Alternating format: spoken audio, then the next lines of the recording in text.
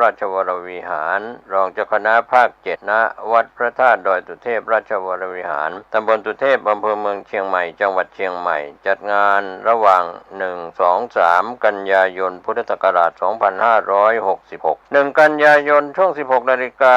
คณะสงฆ์คณะศรัทธาพร้อมกันณมณฑลพิธี 16 นาฬิกา 30 นาทีพระธรรมเสนาบดีจุดธูปเทียนสักการะพระบรมธาตุและธูปเทียนเครื่องบูชาพระรัตนตรัยแสดงพระธรรมเทศนาโดยพระราชวิสุทธิเวทีรองเจ้าคณะภาค7วัดปากน้ำภาษีเจริญกรุงเทพพระสงฆ์จำนวน75รูปสวดพระพุทธมนต์ 2 กันยายน 9 นาฬิกาพิธีอัญเชิญน้ำสงฆ์พระราชทานและเครื่องไทยธรรมถวายพระธรรมเสนาบดีเจ้าวาดวัดพระธาตุดอยสุเทพราชวรวิหารเนื่องในโอกาสอายุวัฒนมงคล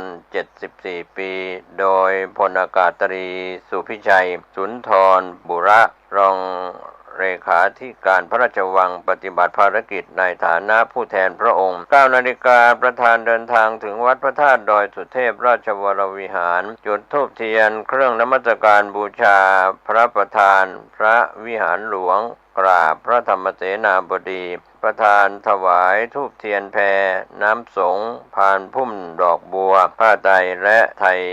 ธรรมพระราชทานแด่พระธรรมเสนาบดีขณะนั้นพระสงฆ์เจริญชัยมงคลคาถาพระธรรมเสนาบดีถวายอดิเรกประธานจุดธูปเทียนเครื่องบูชานพเคราะห์แบบล้านนาเฉลิมพระเกียรติถวายเป็นพระราชกุศลและพระพรชัยมงคล 9 นาฬิกา 39 นาทีพระสงฆ์10 รูปเจริญพระพุทธมนต์นพเคราะห์แบบล้านนาถวายเป็นพระราชกุศลและถวายพระพรชัยมงคล 2 กันยายนแสดงพระธรรมเทศนาโดยพระพรหมเสนาบดีกรรมการมหาเถรสมาคมเจ้าคณะภาค7เจ้าวาดวัดปฐุมคงคาราชวรวิหารพิธีเจริญพระพุทธมนต์พุทธาภิเษกพระพุทโธครังพระสงฆ์จำนวน75รูปเจริญพระพุทธมนต์พุทธาภิเษก 3 กันยายนพระสงฆ์จำนวน75รูปเจริญพระพุทธมนต์ชะตาแจ้งข่าวเพื่อการกุศลถึงคณะสงฆ์คณะศิษยานุศิษย์คณะศรัทธาผู้มีความเคารพนับถือในตัวพระเดชพระคุณพระธรรมเสนาบดีงานทำบุญอายุวัฒนมงคล74 ปี 54 พรรษาเจ้าอาวาสวัดพระธาตุดอยสุเทพราชวรวิหารรองเจ้าคณะภาค7ณวัดพระธาตุดอยสุเทพราชวรวิหารตำบลสุเทพอำเภอเมืองเชียงใหม่จังหวัดเชียงใหม่ระหว่างวันที่ 1-2-3 กันยายนพุทธศักราช 2566 ตามกำหนดการวันเวลาดังกล่าวโดยพร้อมเพรียงกัน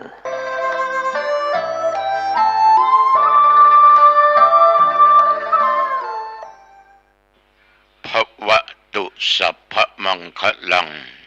รักขันตุสัพพเทวตาสัพพพุทธานุภาเวนะสัพพธัมมานุภาเวนะสัพพสังฆานุภาเวนะ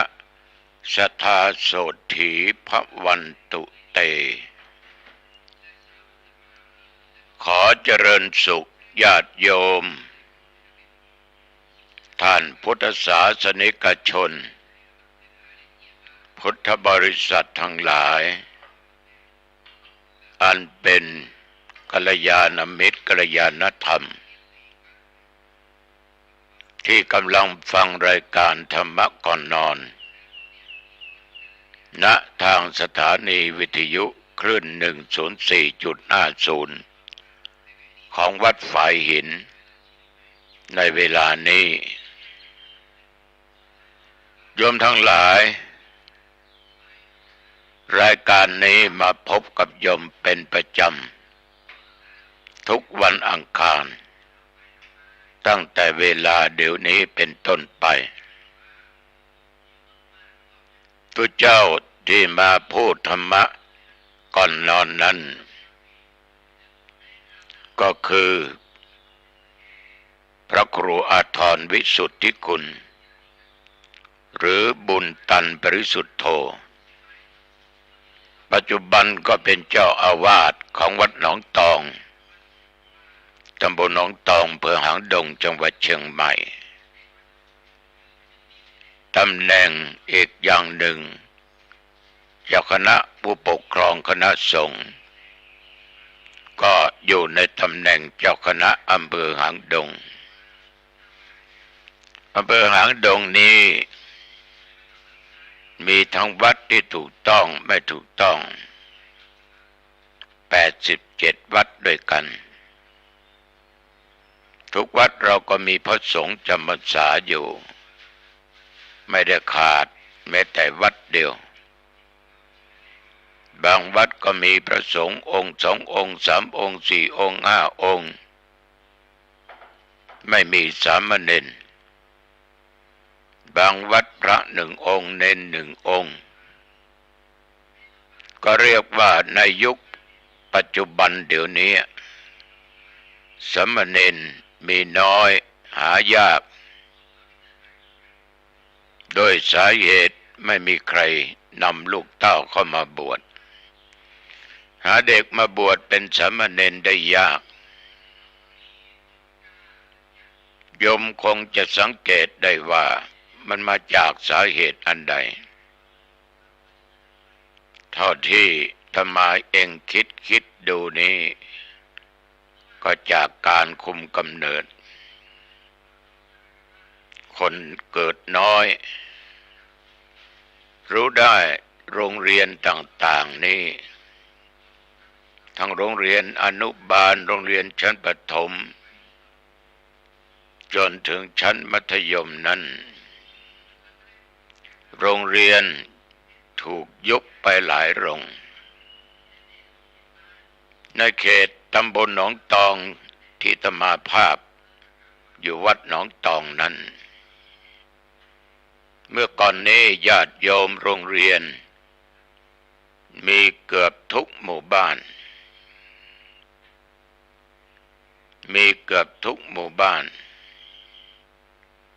แต่โยมรู้ไหมในปัจจุบันนี้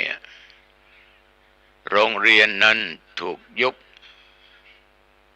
ไปตั้ง6โรงเรียนด้วยกัน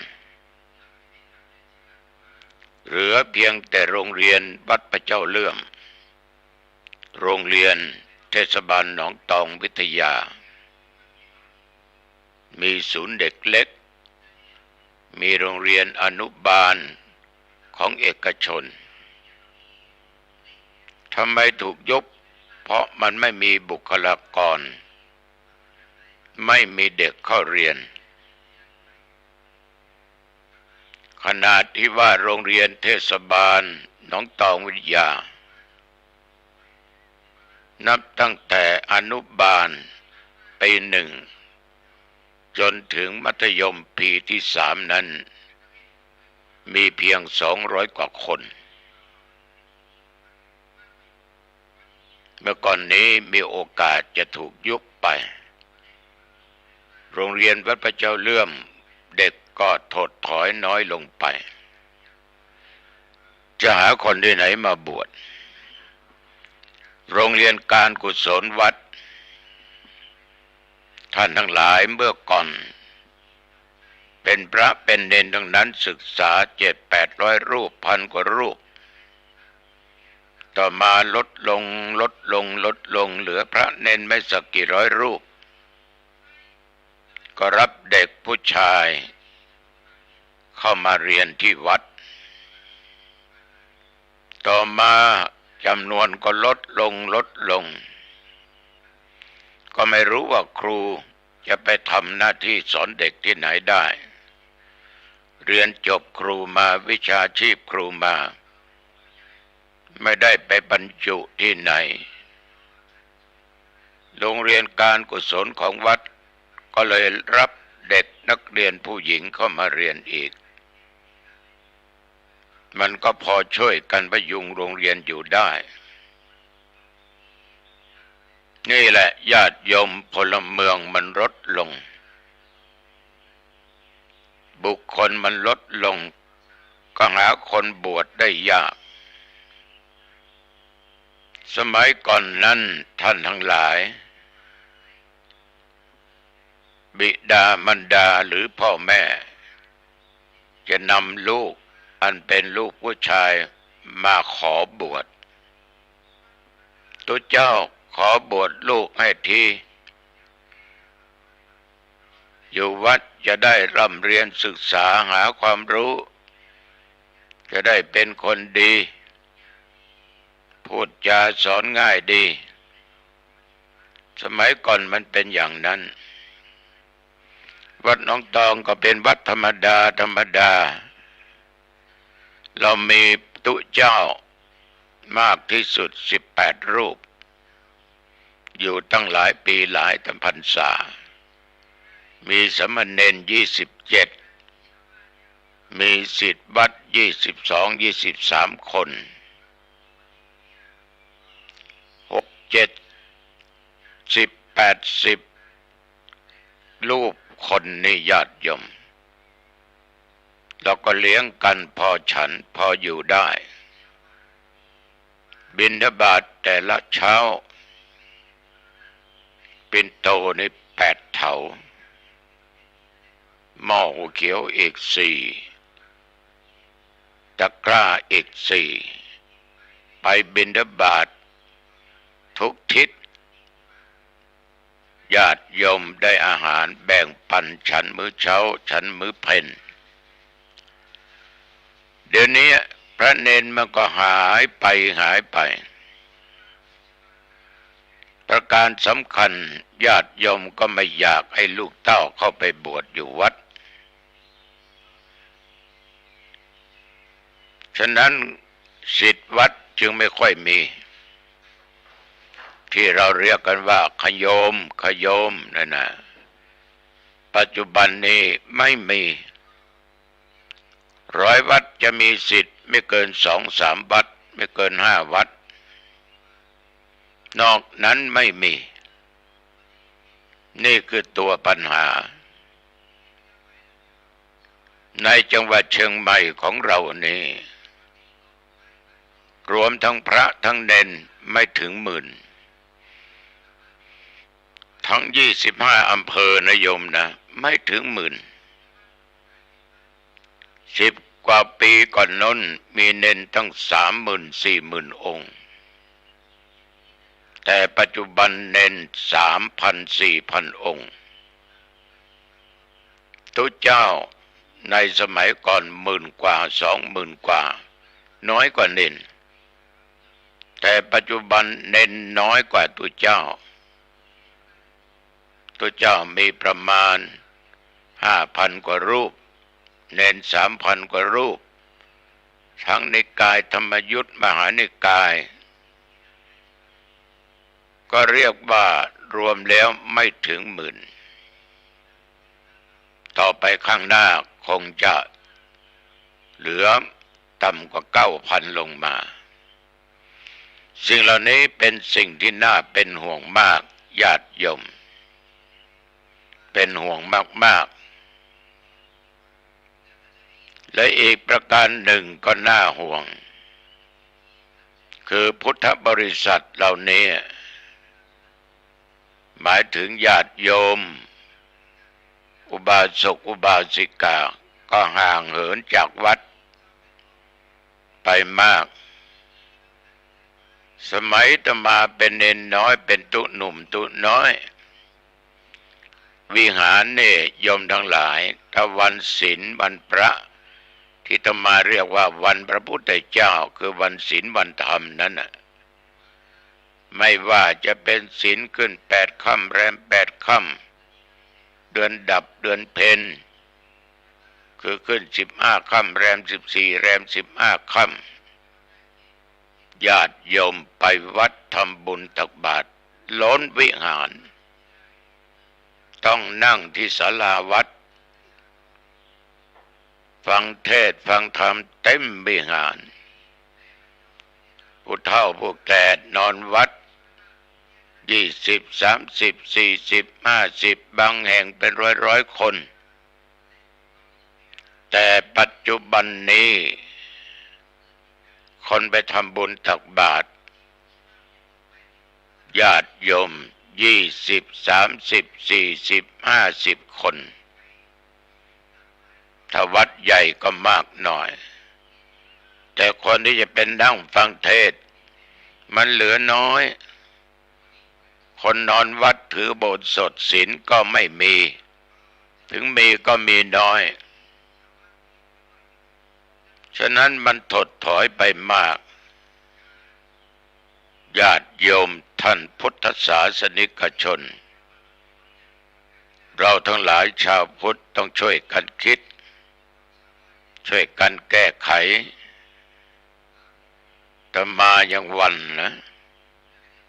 20 ปี30 ปีไปข้างหน้า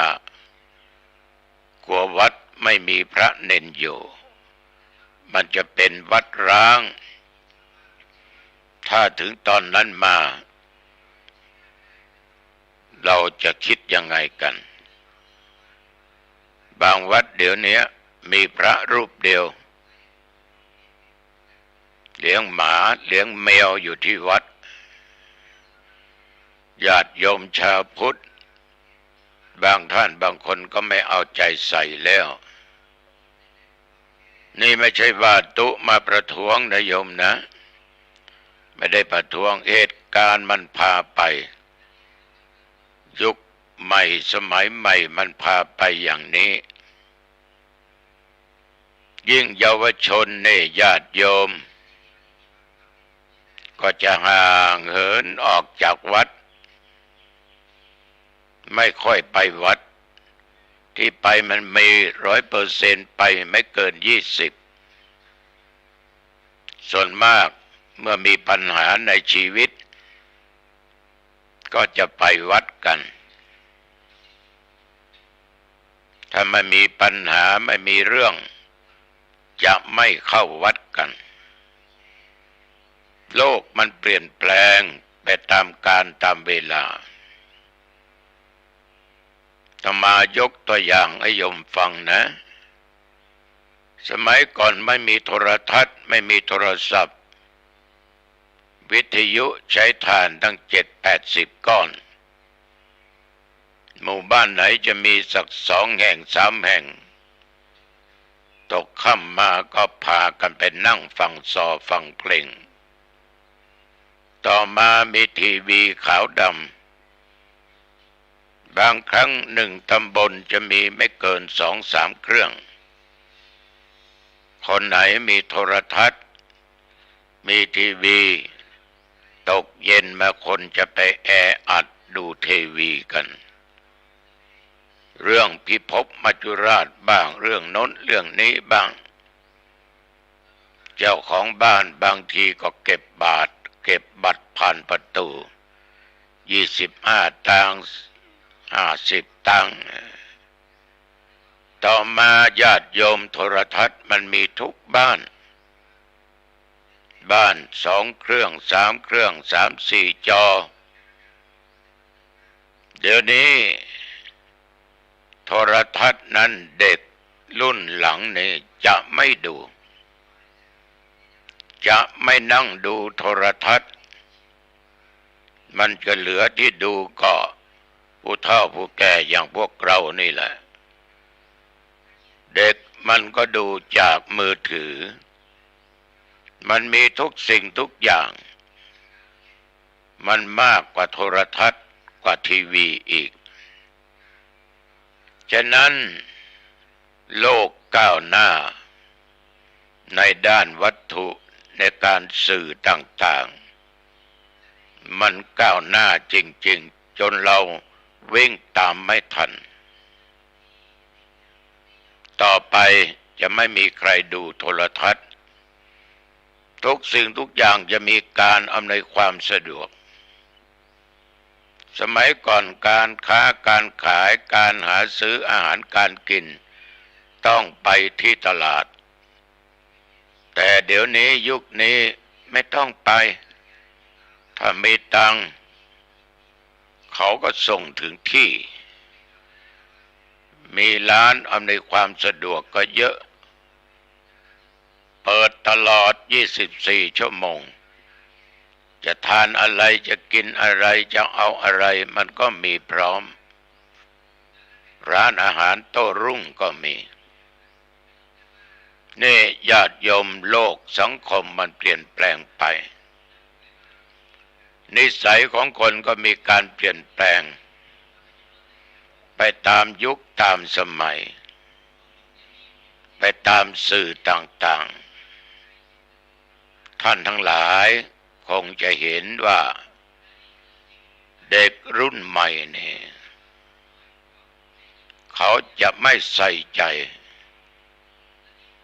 ในบางสิ่งบางอย่างที่เราเคยปฏิบัติกันมายกตัวอย่างเช่นประเพณีวัฒนธรรมอันดีงามมีน้อยที่เด็กให้ความใส่ใจร่วมจิตร่วมใจรักษาก็ต้องมาจากครูบาอาจารย์ถ่ายทอดเน้นบอกให้เขาฟังให้เขาปฏิบัติแต่ครูอาจารย์บางคนบางแห่งบางที่ก็ไม่เอาสิ่งเหล่านี้บอกว่ามันล้าสมัยนะมันล้าสมัยมันต้องทำให้ทันสมัยญาติโยมทุกอย่างมันหายไปหมดค่อยๆหายไปจากไปโลกสังคมนั้นมันเจริญด้วยเทคโนโลยีแต่เรามามองด้านจิตใจของสังคมของมนุษย์มันถดถอยลงไปทุกขณะไม่รู้จักพระคุณของพ่อของแม่ของปู่ย่าตายายของญาติผู้ใหญ่ผู้เฒ่าผู้แก่ครูบาอาจารย์ไม่มีความเกรงขามไม่มีความเกรงกลัวไม่กลัวต่อบาปไม่กลัวต่อกรรมไม่กลัวต่อการกระทำไม่กลัวต่อโทษที่ต้องรับโยมลองดูสิยกพวกตีกันทำร้ายร่างกายกันลูกขอตังค์พ่อตังค์แม่ไม่ได้ค่าผู้เฒ่าผู้แก่ผิดศีลเยอะขาดธรรมะแยะมันเปลี่ยนแปลงไปหมดเพราะมันไม่มีความกลัวสมัยก่อนนั้นจะทำอะไรก็กลัวบาปกลัวความชั่วกลัวกรรมที่มันจะให้ผลจากการกระทำเดี๋ยวนี้จะให้ผลไม่ให้ผลก็ตามเขาไม่กลัวแต่ถ้าเจอจริงๆบางคนก็สำนึกได้บางคนก็สำนึกบาปไม่ได้ฉะนั้นสิ่งต่างๆเทคโนโลยีก็ฝังจิตฝังใจไปหมดญาติโยมมันเป็นปัญหาของสังคมมันแก้ไม่ทันแล้วแก้ก็ไม่ค่อยได้อาตมาภาพก็ให้ธรรมะตลอดทุกวันนะครูบาอาจารย์ประสงค์ก็ให้ธรรมะพ่อแม่ก็สอนลูกครูบาอาจารย์ก็สอนศิษย์แต่ว่าอยู่ในห้องมันก็ฟังแต่มันไม่เข้าหูไม่เข้าใจมันเป็นไปเสียอย่างนั้นบางครั้งเนี่ยเราสอนเขาถ้าเขาทำอะไรผิดพลาดสอนแล้วไม่ฟังบอกแล้วไม่ฟังเนี่ยไม่รู้จะช่วยยังไงมันก็กลัวนะถ้ามีโทษช่วยผมด้วยช่วยผมทีพ่อแม่ช่วยผมช่วยหนูผิดไปแล้วขออภัยต่อไปจะไม่ทำอีกช่วยพ้นมาทำต่อไปก็แสดงว่ามันไม่กลัวเราเป็นเณรเราเป็นพระเราเป็นเครื่องหัดชาวบ้านสมัยก่อนนี่ญาติโยมเป็นเณรนี่เก้าอี้ของเจ้าวาด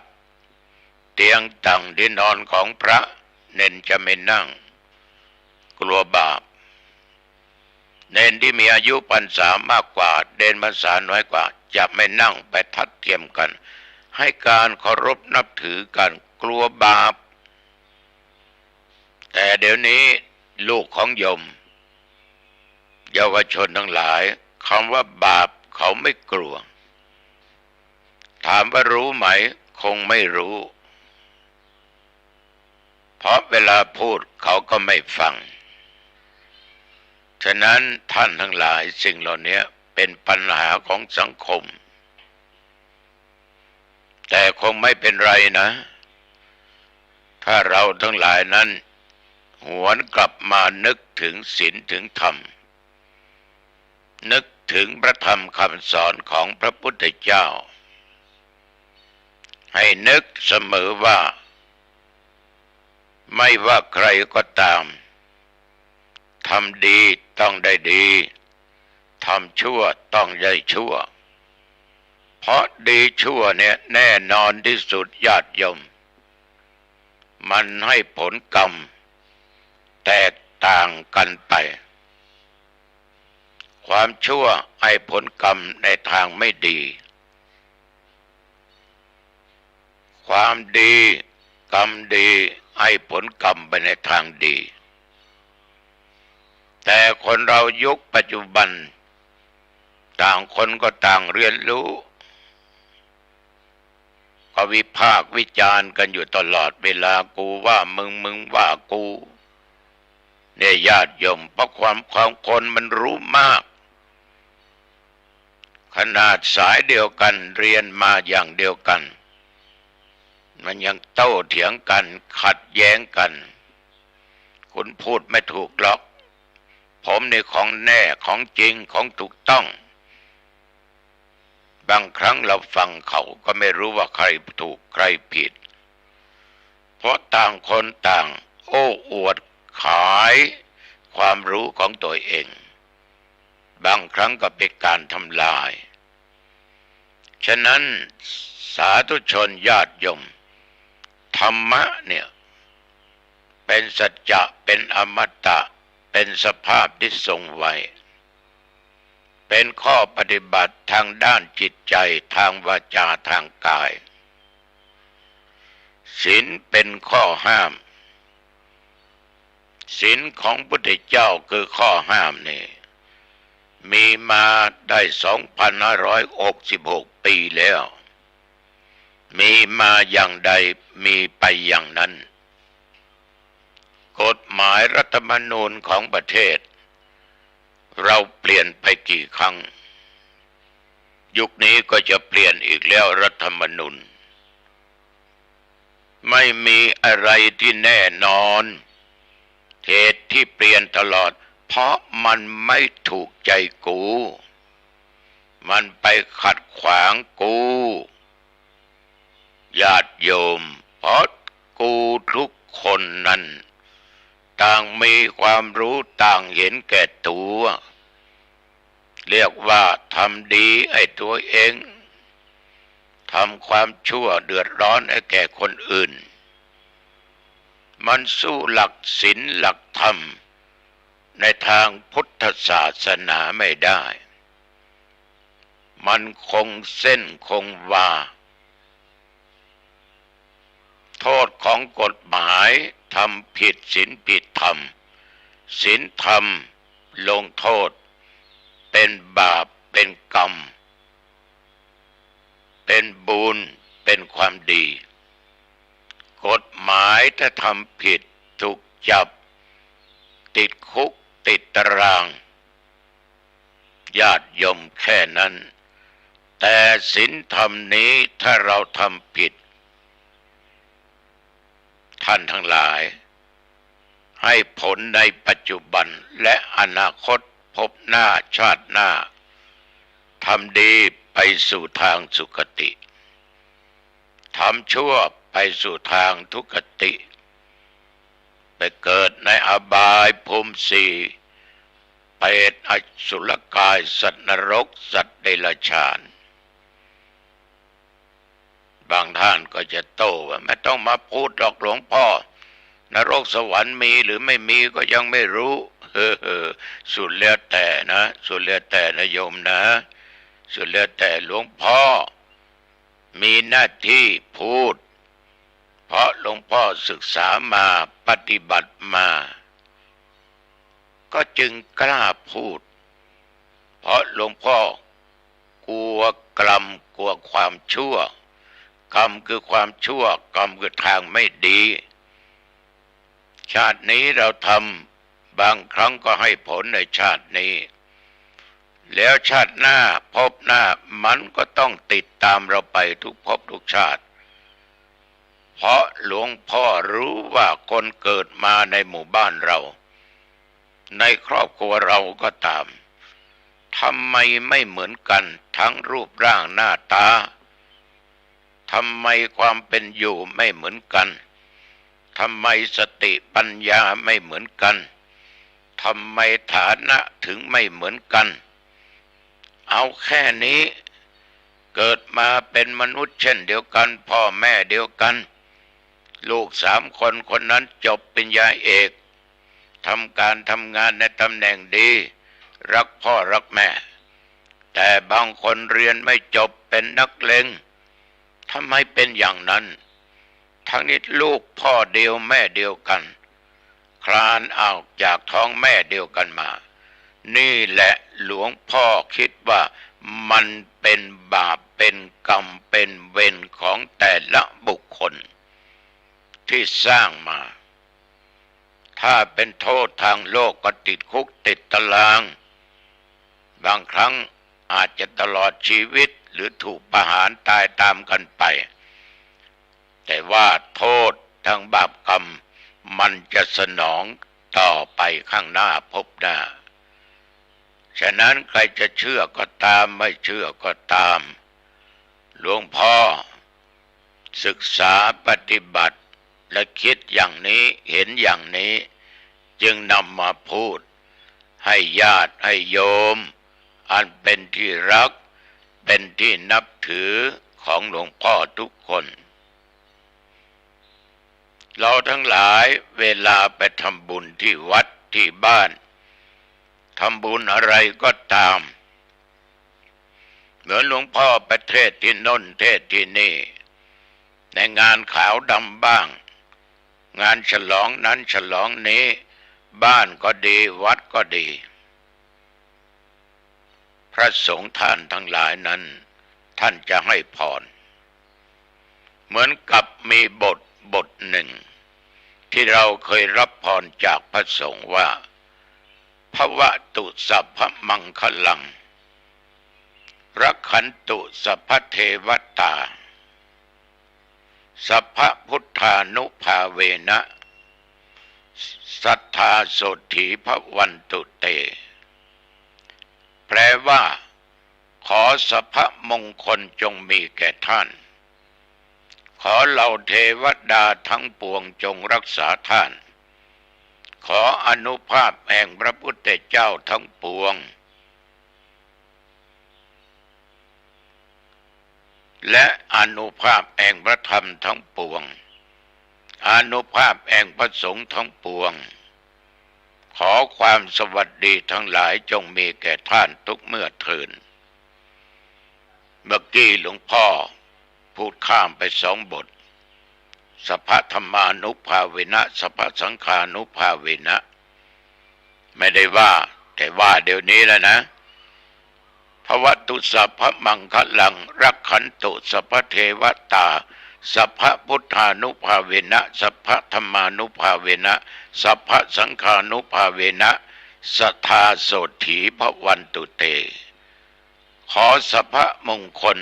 จงมีแก่ท่านเป็นพรที่ประสงค์ให้กับญาติกับโยมว่าขอสิ่งดีๆอันเป็นมงคลนั้นจงเกิดมีแก่ญาติแก่โยมทุกท่านทุกคนมงคลคือสิ่งดีสิ่งดีนั้นคือบุญนั้นคือความดีคือมงคลญาติโยมเป็นพรที่พระให้แต่ถ้าหากโยมทำในสิ่งที่ดีทั้งทางกายทั้งทางวาจาทางด้านจิตใจสิ่งเป็นมงคลก็จะเกิดขึ้นกับญาติกับโยมการดำรงชีวิตอยู่ก็จะไปในทางที่ดีเพราะโยมประกอบแต่กรรมดีสิ่งมงคลจึงเกิดขึ้นแก่ญาติโยม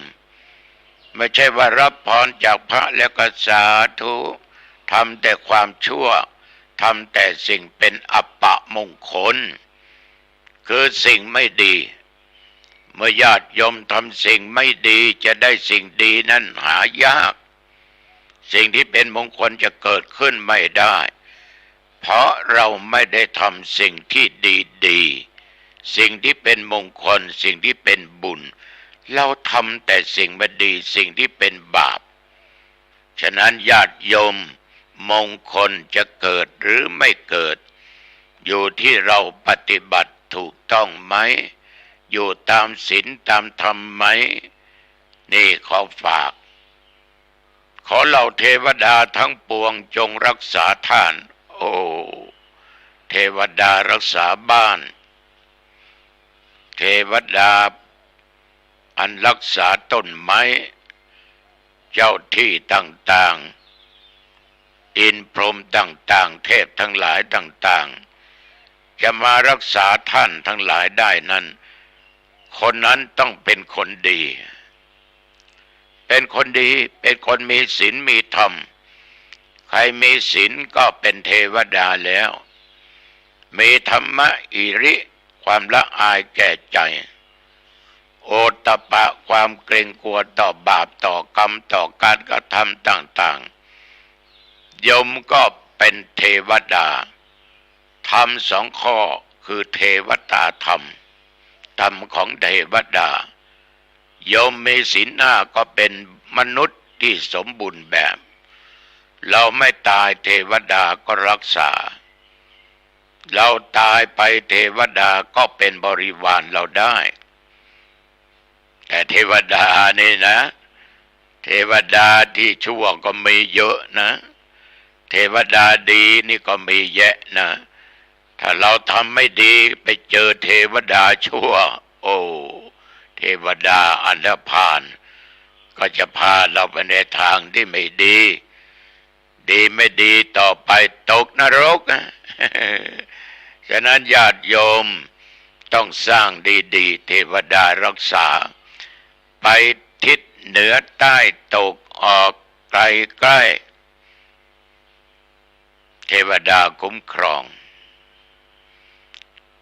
บางท่านบางคนบางครอบครัวเทวดาที่อยู่บ้านอยู่ไม่ได้เพราะผัวกับเมียลูกเต้าไม่มีศีลไม่มีธรรมเดือดร้อนกันทุกวันด่ากันทุกวันเฉียดหัวเทวดาไปมาลูกไล่ฆ่าแม่ไล่ฆ่าพ่อพ่อตีแม่แม่ตีพ่อด่ากันขันข้าวถ้วยช้อนบินว่อนเทวดาผีบ้านที่อยู่บ้านกูหลบไม่ทันแล้วกูจะอยู่ทำไมกูต้องไปดีกว่านี่เทวดามันจะไม่อยู่นะโยมนะเพราะบ้านเหมือนกับหม้อนรกมีแต่ความร้อนไม่มีความเย็นไม่มีความสุขมันจะมีเทวดาที่ไหนมานั่งอยู่ดูแลรักษาฉะนั้นญาติโยมเหล่าเทวดาเทพทั้งหลายถ้าเราเป็นคนดีเขาก็ดูแลรักษาเราถ้าเราไม่ดีไม่รักษาอานุภาพแห่งพระพุทธเจ้าทั้งปวงอานุภาพแห่งพระธรรมทั้งปวงอานุภาพแห่งพระสงฆ์ทั้งปวงโยมสวดมนต์ไหว้พระไหมและนึกถึงพระพุทธเจ้าไหมเอาพระพุทธเจ้ามาเป็นสรณะที่พึ่งไหมเอาพระธรรมคำสอนของพระพุทธเจ้ามาปฏิบัติตามไหมเอาพระสงฆ์มาเป็นสรณะที่พึ่งไหมถ้าญาติถ้าโยมมีทั้งศีลมีทั้งธรรมมีทั้งสังฆรัตนะรวมสามอย่างเป็นรัตนไตรไตรคือสามรัตนะคือแก้วสามดวงแก้วสามประการนี้ญาติโยมมันประเสริฐนักมีคุณค่ายิ่งกว่าแก้วใดๆในโลกไม่มีแก้วเพชรนินจินดา มีค่าเท่าแก้ว3 ประการถ้าโยมเป็นชาวพุทธพุทธะแปลว่าตื่นหรือเบิกบานญาติโยมทั้งหลายเราเป็นศิษย์ตถาคตลูกของพุทธเจ้าเราต้องตื่นจากบาปจิตใจต้องเบิกบานในทางบุญทางกุศลต้องรักษาศีล 5 ศีล 8สมณเณรก็10ตุเจ้าก็221ภิกขุณีก็311ข้อเราปฏิบัติตามศีลตามธรรมของพุทธเจ้าก็เหมือนเรามีพุทธเจ้านั่งอยู่ในจิตในใจ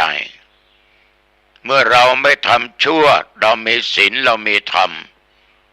พุทธานุภาพของพุทธองค์ปกป้องคุ้มครองรักษาพระธรรมคำสอนของพุทธองค์เราปฏิบัติก็คุ้มครองรักษาพระสงฆ์ท่านนำเอาพระธรรมคำสอนมาบอกมากล่าวมาชี้มาแนะมานำคุณแห่งพระสงฆ์อริยสงฆ์ท่านก็คุ้มครองรักษาเพราะท่านให้ธรรมะแก่เราเหมือนตุเจ้าวัดหนองตองให้ธรรมะแก่ญาติแก่โยมในเวลานี้ถ้าโยมฟังแล้วนำไปประพฤติปฏิบัติตามได้ฟังตุเจ้าวัดหนองตองพูดธรรมะได้ฟังตุเจ้าองค์นั้นองค์นี้เทศธรรมะเก็บมาคิดเห็นว่าดีนำปฏิบัติคุ้มครองเพราะโยมจะเป็นคนที่มีศีลและมีธรรมรู้จักบาปบุญคุณโทษโยมก็จะเป็นคนที่ดีเป็นชาวพุทธที่ดีเราเป็นคนดีของพระพุทธเจ้าของพระธรรมของพระสงฆ์ญาติโยมมันไม่ทุกข์ไม่อับไม่จนไม่มีอะไรเป็นอันตรายใดๆทั้งสิ้นอยู่มีชีวิตภพนี้ชาตินี้ก็เป็นสุขตายจากโลกนี้ไปสู่โลกหน้าก็เป็นสุขเพราะเรามีพระพุทธพระธรรมพระสงฆ์รัตนะทั้ง3 ดวง3 ประการแก้ว3 ดวงนี้มีอยู่ในจิตในใจของเราขอความสวัสดีทั้งหลายจงมีแก่ท่านทุกเมื่อเถิดอันนี้ตุเจ้าก็ให้พรโยมแต่ว่ามันจะมีสุขมีทุกข์ก็อยู่ที่ตัวโยมนำไปปฏิบัติพรให้กันทุกวันทุกขณะพรเป็นสิ่งที่เป็นมงคลเป็นสิ่งที่เลิศอันประเสริฐยิ่งแต่พรทั้งหลายจะสมปรารถนานั้นอยู่ที่ตัวบุคคลจะมายกตัวอย่างให้โยมฟังหลายครั้งเขาไปติดคุกมาโทษค้ายาบ้าพ่อกับแม่ญาติพี่น้องเอานั่งรถมาที่วัดนะโยมนะหลวงปู่ขอรดน้ำมนต์ให้หน่อยเตรียมน้ำ7 บ่อมาเรียบร้อยไม่ใช่บ่อเดียวนะ7 บ่อนะญาติโยมเอาแล้วธรรมาก็ถามว่ามีเหตุอันใดที่ไปติดคุกคดีขายยาติดคุกมาได้3-4 ปีก่อนที่จะลดน้ำมนต์ให้ก็ลดด้วยพระธรรมให้คำชี้แนะชี้นำเรื่องบาปบุญคุณโทษว่าสิ่งใดมันผิดศีลผิดธรรมผิดกฎหมายบ้านเมืองเนี่ยเราค้ายาบ้ากฎหมายก็มีอยู่แล้วธรรมะค้าขายในสิ่งที่ไม่ถูกนำความหายนะทั้งทรัพย์สินทั้งชีวิตให้แก่บุคคลอื่นมันเป็นบาปมันเป็นกรรมอันเกิดจากการกระทำคุณโยมค้าขายสิ่งเหล่านี้ถูกจับ เลยติดคุก4 ปีออกมา ต่อไปอย่าทำนะครับหลวงพ่อครับต่อไปไม่ทำแล้วพ่อแม่ก็พูดว่าคงจะหยุดแล้วหลวงพ่อคงจะเข็ดคงจะหลาบจำแล้วแต่มาก็ดีใจก็สวดบทพุทธมนต์บทพุทธคุณธรรมคุณสังฆคุณยันทุนอีก3 รอบตั้งจิตอธิษฐานก็ลดน้ำให้ก็อาบน้ำให้เขานั่นแหละน้ำบ่อ9 บ่อแล้วก็ผูกข้อมือให้พรให้อะไรอีกหลายอย่างหลายประการได้เดือนกว่ากลับมาติดคุกเหมือนเดิมญาติโยมมันไม่ละไม่ทิ้งสิ่งที่ผิดกฎหมายสิ่งที่ผิดศีลธรรมยังไปทำความชั่วกลับไปค้าเหมือนเดิม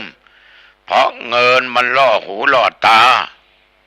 เกิดความโลภขึ้นตัวกิเลสเกิดขึ้นมันก็กลับไปติดคุกธรรมะคำสอนของเราที่บอกกล่าวครับมันไม่เอาครับจริงแต่มันทิ้งมันไม่เอาถ้ามันเอามันจะไม่กลับไปติดคุกติดตารางน้ำ9 บ่อไม่มีประโยชน์ใดๆทั้งสิ้นไปอาบน้ำบ่อควายก็ยังดี ญาติโยมจะโมนคาถายังไงก็ตามคาถาศักดิ์สิทธิ์แต่คนที่ผิดไม่นำปฏิบัติแก้ตัวยังไปทำความชั่วจะลดสัก100 บ่อ1,000 บ่อ10,000 บ่อ100,000 บ่อล้านบ่อก็ไม่มีทางฉะนั้นญาติโยมท่านทั้งหลายพรทั้งหลายจะให้สมปรารถนาเกิดความสุขสวัสดีนั้นมันต้องเราปฏิบัติตามหลักศีลหลักธรรมในทางพุทธศาสนาอันนี้อาตมาขอฝากกับญาติโยมนะญาติโยมอาตมาก็ขอพูดสักหน่อยไม่ได้มาเลี่ยไรกันนะคือทางโรงพยาบาลหางดงนี่ไม่มีห้อง ICU รักษาผู้ป่วยหนักขาดทั้งเครื่องช่วยหายใจเครื่องมือการแพทย์ทั้งเตียงทั้งอะไรจิปาถะไม่มีโรงพยาบาลก็ตั้งมาตั้งนมตั้งนานเมื่อใครเจ็บป่วยหนักต้องรักษาห้อง ICU โทรไปสันปะตองเต็มในเมืองเต็มพะแงะเต็มสันทรายเต็มโรงพยาบาลนั้นโรงพยาบาลนี้ไม่สามารถรับได้เพราะผู้ป่วยมันเต็มกลับมาบางครั้งก็ต้องมาตายเสียบางทีก็หมดชีวิตในรถทั้งตุทั้งเนนทั้งกระหัสชาวบ้านโอ้น่าเวทนาสงสารมากๆบางครั้งคนนั้นไม่น่าตายถ้ามีห้อง ICU มีเครื่องช่วยหายใจเครื่องมือการแพทย์ที่ทันสมัยแต่ดันตายเพราะเตียงต่างๆโรงพยาบาลต่างๆไม่มีพร้อมมีแต่ท่านเต็มหมดหางดงไม่มีอาตมาก็จึงคิดกับโยมหมอจะต้องจัดไว้ที่หางดงสัก8 เตียงเครื่องช่วยหายใจเครื่องมือการแพทย์ครบชุด8 เตียงก่อนนะโรงพยาบาลอื่นมี20-30 เตียงยังไม่พอเอาละนะ8 เตียงใช้งบประมาณ8 เตียงเตียงละชุดละ1,200,000 กว่าบาทรวมทั้งหมด9 ล้านกว่าบาทถ้าใครพอมีกินมีใช้ก็ช่วยหน่อยนะญาติโยมนะเป็นการช่วยสืบต่อชีวิตเพื่อนมนุษย์ผู้ร่วมโลกร่วมชีวิตเดียวกันก็แล้วกันได้บุญเยอะโยมติดต่อที่ตุเจ้าวัดหนองตองหมายเลข0819503471 0819503471โยมทั้งหลายเวลานี้พอสมควรแก่เวลาโยมเข้าบ้านมาแล้วปิดประตูบ้านให้เรียบร้อยนะเข้าสู่บนหอบนเรือนปิดประตูหอเรือนหน้าต่างเรียบร้อยเก็บของที่มีค่าไว้ให้ดีๆนะอย่าไว้ใจทางอย่าวางใจคนแล้วจะจนใจเองของที่โยมจะใช้พรุ่งนี้ไว้ที่โยมเห็นได้ง่ายๆทานอาหารทานของว่างเสียแล้วก็อาบน้ำล้างหน้าแปรงฟันนุ่งผ้านุ่งผ่อนที่โยมชอบใส่สีอะไรใส่ไปเลยชุดไหนที่นุ่งแล้วสบายมันไม่รัดตัวรัดกายใส่ไปเลยจะปะแป้งก็ตามทีใครก็ไม่เห็นแล้วเข้าห้องพระไม่มีห้องพระก็ห้องนอนนั่งบนเตียงก็ได้บนที่นอนของโยมกราบพระ5 หนกราบพระพุทธเจ้ากราบพระธรรมกราบพระสงฆ์สวดมนต์3 บทอิติปิโสสวากขาโตสุปฏิปันโนกราบพระ5 หนนั้นเมื่อกี้บอกไป3ลืมไปนะหนที่4กราบพระบิดาพระบรรดาพระในบ้านของโยมอย่าลืมนะข้อนี้อย่าลืมแล้วกราบพระหนสุดท้ายคืออุปัชฌาย์และครูอาจารย์ผู้ให้วิทยาศิลปะวิทยาความรู้วิชาต่างๆให้แก่โยมสวดมนต์3 บทพุทธคุณธรรมคุณสังฆคุณเจริญสมาธิภาวนาไม่ต้องกำหนดเวลา10 20 30ได้กี่วินาทีกี่นาทีก็ได้แล้วจบแผ่เมตตาแก่สรรพสัตว์เจ้ากรรมนายเวรสัตว์เดรัจฉานมนุษย์เพื่อนพ้องร่วมโลกร่วมชีวิตเดียวกันปู่ย่าตายายมิตรแก้วสหายคำแก่บิดามารดาแก่ลูกแก่เต้าแก่พ่อแก่แม่ครูบาอาจารย์แผ่เมตตาให้หมดเทวดารักษาบ้านก็ต้องแผ่ให้เขาด้วยนะรักษาตัวของโยมต้องแผ่เขานอกจากนั้นอย่าลืมแผ่เมตตาแก่ตัวเองสาธุสาธุสาธุข้าพเจ้าเกิดมาพบไหนพบใดชาตินี้อันว่าความทุกข์ความยากความจนจงอย่าได้เกิดมีแก่ข้าพเจ้าเกิดมาชาติไหนชาติใดไม่ว่าพบนี้และชาติหน้าความอดความอยากอย่าได้เกิดมีแก่ข้าพเจ้าขอโยมทุกคนนอนหลับสบายไม่ฝันร้ายตื่นเช้ามาจิตใจเบิกบานสดชื่นอาบน้ำแต่งตัวทานอาหารไปทำงานให้โยมมีโชคมีชัยนะอายุวันโนสุขังพลังพบกันใหม่ญาติโยมอังคารหน้าเจริญพร